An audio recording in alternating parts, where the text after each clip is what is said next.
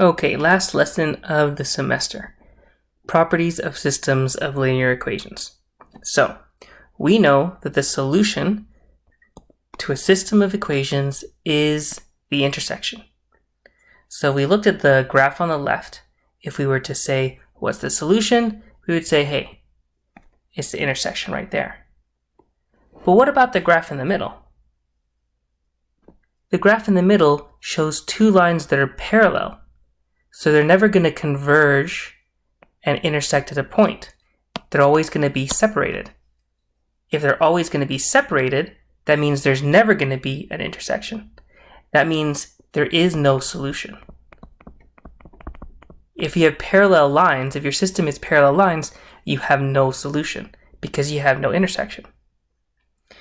The graph on the right, if one of the lines is red and one of the lines is blue, well, the graph on the right shows two lines on top of each other. What would the solution be there? Well, if there's a blue line and there's a red line right on top of it, then all the points are solutions. All the points along the line are solutions because it's all intersections, right? One line lies right on top of the other. So we'd say there's an infinite number of solutions, where that sideways 8 means infinite.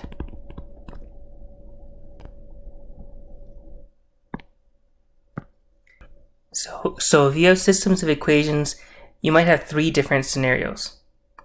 In the first scenario, if you have intersecting lines, so if you have an intersection, that means that the slopes must be different. The slopes of the lines must be different. The slope of line 1 does not equal the slope of line 2. It also happens to mean that your intercepts may be different, right? For x-intercepts, we can see the x-intercept of the blue line is there, the x-intercept of the y of the red line is there, but if the intersection was right on the axis, then they would share the same intersection. So the key point here is you would have one solution to your system if the slopes of your lines are different. The intercepts may be different, it may not be, but the key is you'll have one solution if the slopes are different. However, for parallel lines, your slopes are the same, right? That's the definition of parallel lines. For parallel lines, slopes are the same. Now, if the slopes are the same and the intercepts are different, right? You have a y-intercept here as well. The y-intercept of the blue line would be below the x-axis there. But the key is, if your slopes are the same and your intercepts are different, you will have zero solutions. And finally, there's what's called coincident lines. That means one line right on top of the other. What does that mean? That means your slopes are the same and your intercepts are the same, right? The slopes are the same and the intercepts are the same. In that case, you have an infinite number of solutions. So let's go over the summary one more time. If you have different slopes and different intercepts, the number of solutions is going to be 1. If you have the same slope but different intercepts, you will have no solutions. The lines won't intersect. If you have the same slope and the same intercepts, you'll have infinite number of solutions. So let's test our knowledge now by doing a few examples. And we're asked here for these three sets of linear systems to determine the number of solutions of each system. Now remember, to know the number of solutions, 1, 0, or infinite, you need to know information about the slopes and the intercepts. So I think the easiest way to do this is to transform all your equations into slope-intercept form, because then you can easily see the slope and you can easily see the y-intercept. So let's do that for the first equation and the second equation.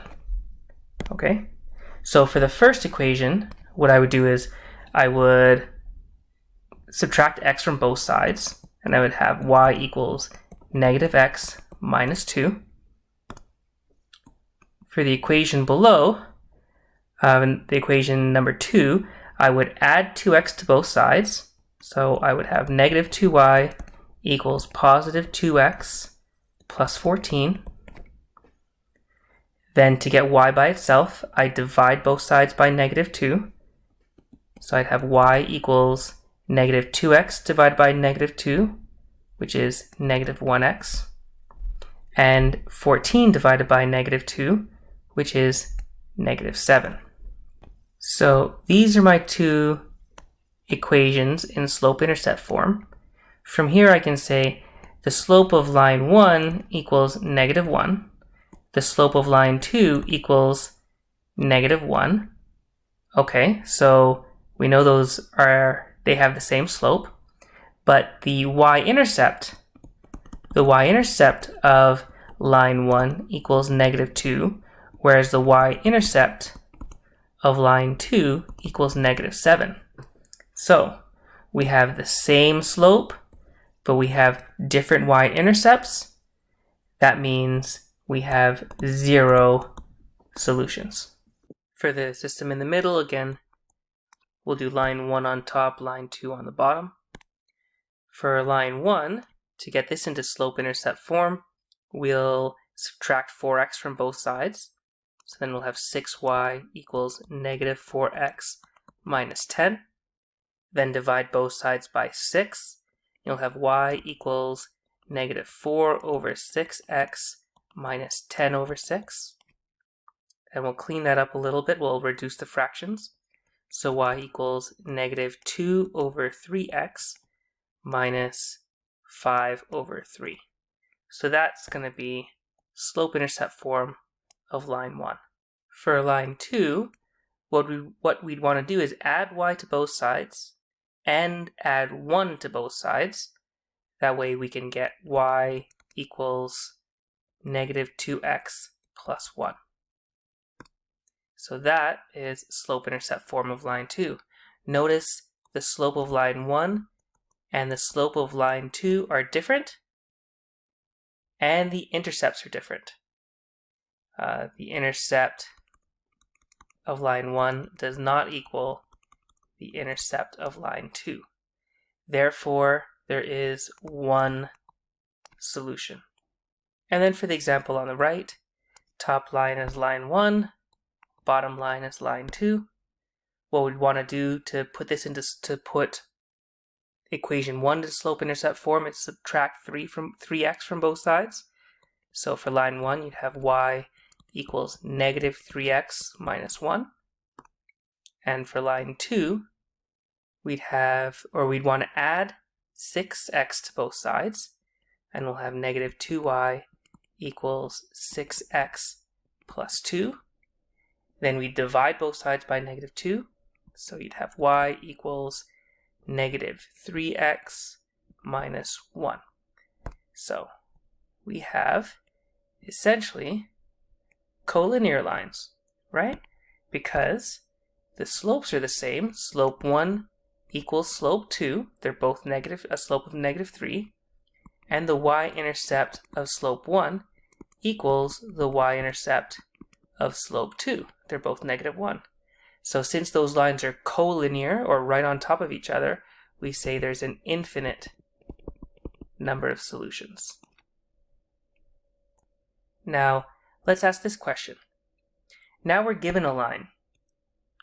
This is an equation of a line, and we want to write another equation that will form a linear equation that has exactly one solution, no solutions, and an infinite number of solutions. So again, I think a good strategy is to put that line into slope-intercept form.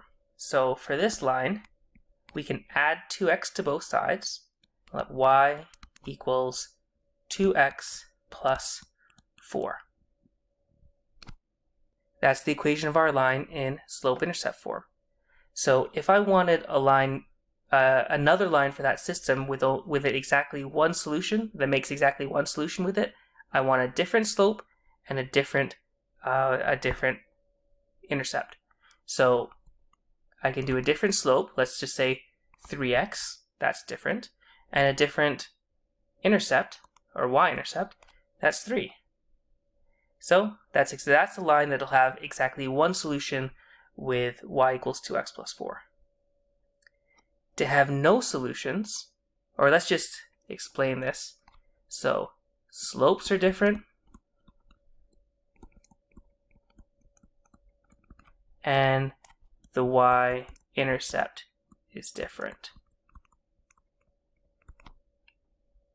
Now, for the middle part, no solution. For no solution, you want parallel lines and different intercepts.